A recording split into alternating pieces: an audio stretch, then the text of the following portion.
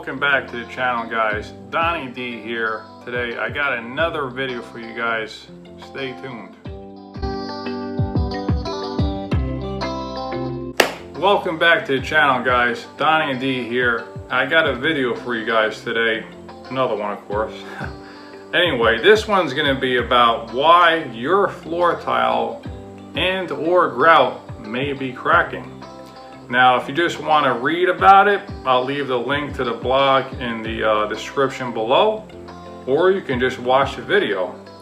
Now, if you just want to get an idea what's happening, I'm going to tell you right now. I'll keep it simple. Something's moving. Either your floor or tile is moving. That's the basic answer. If you really want to find out in detail, I'm going to share with you what I wrote on my blog here and what usually happens.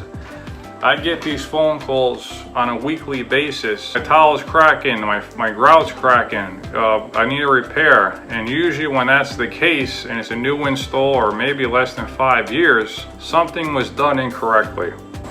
So, excuse me. So I'm gonna go over the reasons here why, from my experience and being in the industry for a while now, what's going on here. So I'm gonna read off the reasons here from the blog.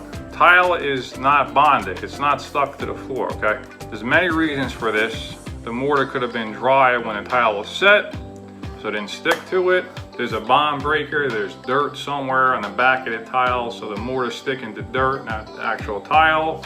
There could be dirt, oil, wax, grease. There's plenty of things to be a bond breaker, so it's critical that whoever you hire to do that your tile work is that they're doing the proper prep work to make sure that, you know, even the back of the tile is clean. I mean, a lot of times I get tile and they have the, they call it a keen release on the back of the tile, it's like a white powder. And that is a really big time bond breaker. So you want to make sure that's not there. And, you know, let's say that the mortar, I mean, the tile has been out of the box for a while and it's been in a dusty environment. Well, then you have to clean it up. So real critical that there's no bond breakers, all right? Another reason, not enough mortar on the back of the tile, okay? Industry standards for a dry area is about 80 to 85%, okay? That's for a dry area. For wet area, it's about 90 to 95%. So, you know, you need a good amount of mortar in the back of that tile so there's no voids anywhere, the tile won't crack in the future. It's real important. Okay, another reason, your substrate is moving. So we're talking about floors here. So your floor, now if it's on concrete, it's usually not moving unless you had an earthquake, like we did here in Jersey the other night, but it wasn't too bad. But anyway, if there's cracks in the concrete, it could come through the tile. But we're gonna be really focusing on the wood substrates. And I actually put a card up here with a link to your substrates and what it needs to basically, how strong it needs to be ready for tile. I'll put that link there. But I'm gonna briefly read right, you know, over here with the blog what I wrote up. When it comes to deflection, your wood subfloor needs to be L/360. Now to sum it up, you got your joists right here, okay, and you got your plywood on top. Now where it flex in the middle, that's called your deflection. So it can't deflect too much. So L/360 is really the maximum you want this thing to deflect, no more than that. Okay, it's important. L/360 is the minimum you want for the floor. So basically how strong it is. You know, L/360 is the least you want it. Now if you want to do a stone tile, you got to be twice as strong. So L/720 would be the amount. And how to do that? Essentially, you need 2 layers of plywood, meaning about 1.25 inches.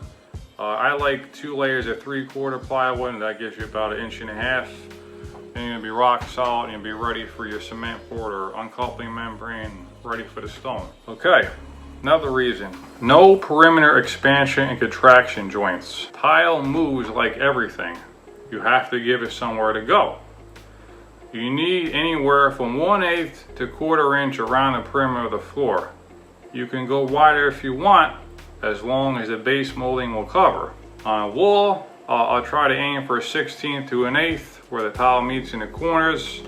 Any wider than that doesn't look good in my opinion, but you want it somewhere to go. You don't want them button paper tight. Another reason why, well, back to the perimeter joints. So what happens if there's no joints in the perimeter, like if you have the tile up to the baseboard, it has nowhere to go, and tile does move, okay? So let's say you have it up against the baseboard, or you have grout in there that's packed in tight or thin set, I mean really packed in there well, the floor has nowhere to go. And in extreme cases, what will happen is the floor will tent like this. The tile will literally tent up like that, and it's going to give. It has to give somewhere. A lot of times what will happen is the grout will fail somewhere, it'll crack, and that'll give it a little bit of room to move. Next reason, there's too much water added to the grout when it was mixed, or too much water went in after washing the grout off the tile.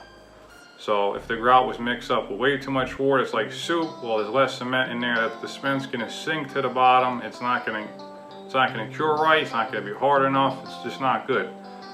When you're washing it, the installer is washing the grout, either leaving too much on the surface or leaving too much on the sponge. How they do that, that's going to get in the grout. That's going to make it weak, powdery, flaky, things like that. Another reason, your substrate floor was not prepped to industry flatness to 1/8 and 10 feet for large format tile, and 1/4 inch for tile under 15 inches.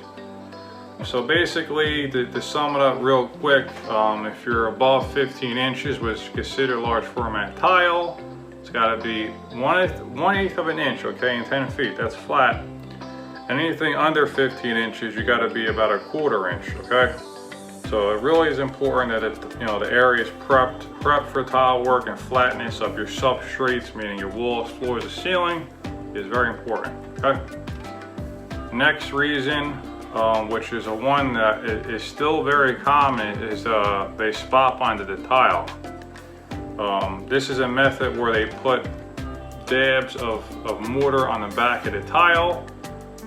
Some people call it cookies. The common term is really spot bonding. And it looks like they did a good job because one tile is not hitting higher than the other. There's no lippage. But in order for them to get it really flat, in order for them to get it that flat without any prep of the floor, they're going to spot bond it, most installers. And usually most mortar is not good to go more than about 1/4 inch, okay?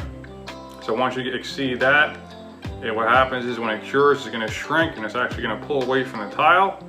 Now if you use a large format mortar, which will go up to 3/4 of an inch, it won't shrink as much. But regardless, you don't want a spot bond tile.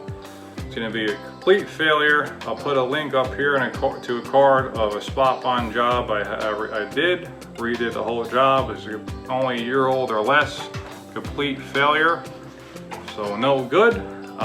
Either way you do it, if you use a large format mortar, you have it build up here and there. If you're not spot bonding, you should be fine.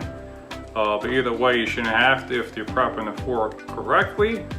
And whatever you do, make sure your contractor is not spot bonding the tile. That's really important. I get these calls all the time, and a lot of times it's spot bonded. I mean, that's probably the top 5 reasons why it's failing.